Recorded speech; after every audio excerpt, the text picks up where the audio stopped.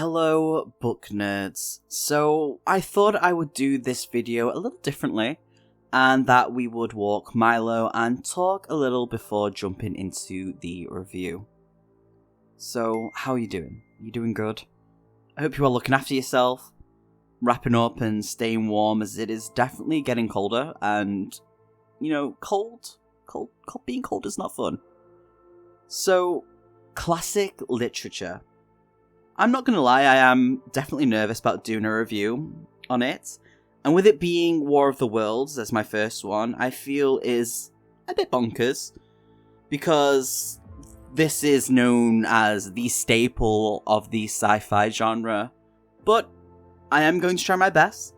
So strap in, folks, this is going to be a long one because I do have a lot to say for some reason on this.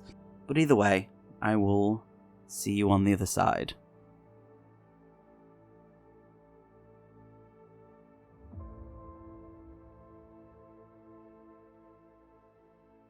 No one would have believed in the last years of the 19th century that this world was being watched keenly and closely by intelligences greater than man's and yet as mortal as his own.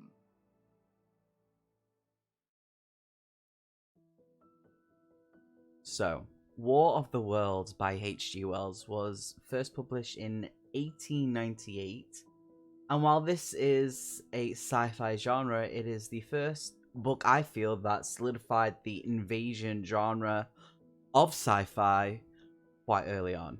Growing up, me and my sister would be lay on the floor at our granddad's, and we would have the record player going, playing a vinyl of War of the Worlds by Jeff Wayne, while also at the same time looking at the creepy art that was on there. It's a memory that I hold very dear and very close to my heart because I adored my granddad, and it's a time when me and my sister, when we were younger, we did argue and fight a lot, but when we would listen to that, we were allies for a moment in time as we were kids. Now, he did try to read the story to me and my sister as we were growing up before he passed away when I was like really young, when I was around 8 years old. But it never really clicked when I was younger. Until I decided to get the book and read it. And it hit me so hard, the nostalgia feel for it. Now, before people complain about the musical and that this is a book review, the main reason why I'm talking about this very quickly, just to move past this, is that they are so connected and wrapped up in each other like a musical symbiote, because when I was reading the book, it was like word by word, it was everything that happened in the musical. So I literally had the voice of, what's his name, Richard Burton? Anyway, let's just get on with the review. It's going to be a bit different. We're going to do story, plot, characters, world building, rereadability, fun factor, and then the rating and review. So we're not going to do story, then story and plot, and characters all mixed up. Moving on from that, we're going to do it this way from now on. So, the story. It takes place in the UK, where I'm from, hooray, in a place called Surrey, which is, I think that's London. Me and maps and geography do not do well. And it is set in the mid-1890s roundabout. And the story is being told by the narrator. So, as a first-person account of everything that happens of the invasion and the Martians. And it is very clear and beautifully detailed about the conflict between humankind and the Martians, and also throws in there about humanity and how the Martians are so technologically advanced. I thought I was going to struggle with that word, but I didn't. The plot itself moves at such a pace, not fast. It doesn't just like start there and just breezes through it. It's a very slow sort of build-up, but it's written in such a way that it draws you in, and you go through all these motions as the story builds up, and it hits certain crescendos that happen, and it was kind of like, ooh, this is kind of titillating.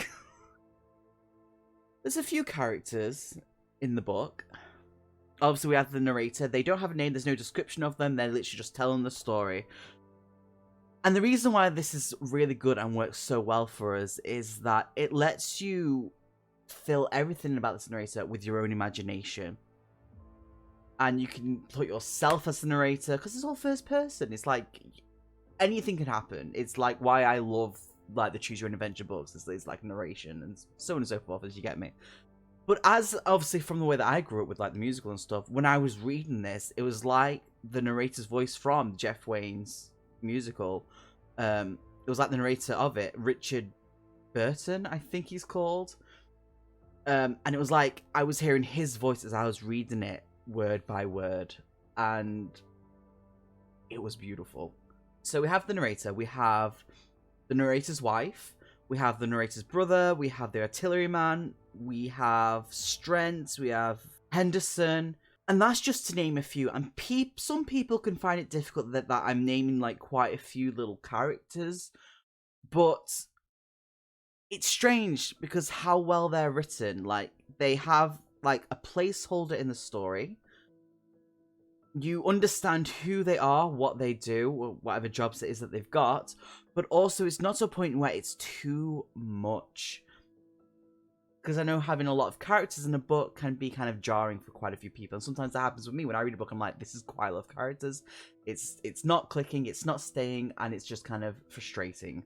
With this, with the way that it's written with the characters and the narration, nothing like that happens. It just works and is written very well. It's very smooth and it's not jarring at all. So then we have world building. So of course, world building, it's sci-fi. Sci-fi and fantasy pretty much are a placeholder for world building when it comes to these sorts of things. They're the best genres for it, I feel.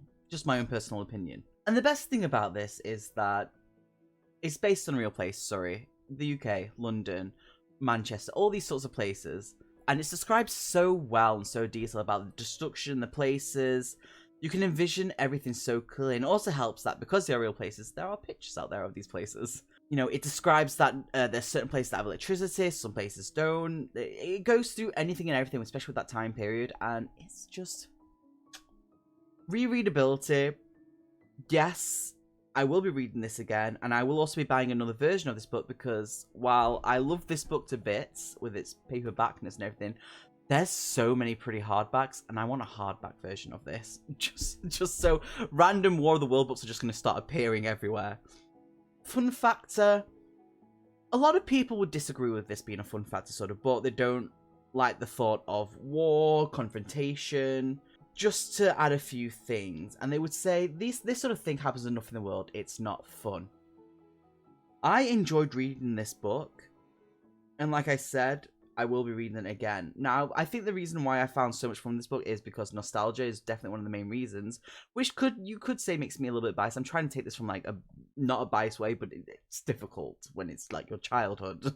I enjoyed reading something that kind of solidified the invasion aspect of things, because I don't read a lot of them things. The book brings a lot to us at this time. The reason why it's 4.5, while yes, it's written beautifully, it's described well, everything has its own sort of creepy feeling, and it gives you that uncomfortable sort of vibe.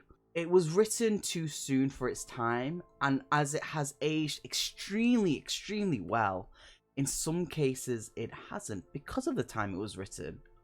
So yeah, it does make it drop down a little bit, but I enjoyed this so fucking much. Like, I'm obsessed with this story right now. Like, I'm probably gonna go read it again. There's certain bits where it just had me, like, creeped out. So I appreciate that you've watched this video. It probably is really not come across as well as I had hoped, probably. But I would love to know your thoughts on everything. And for the people who did listen to the musical by Jeff Wayne, the one thing that always creeps me out was the noise of the aliens. Ooh-la, motherfuckers. I'm gonna go and curl up in a ball now. I'll catch you later.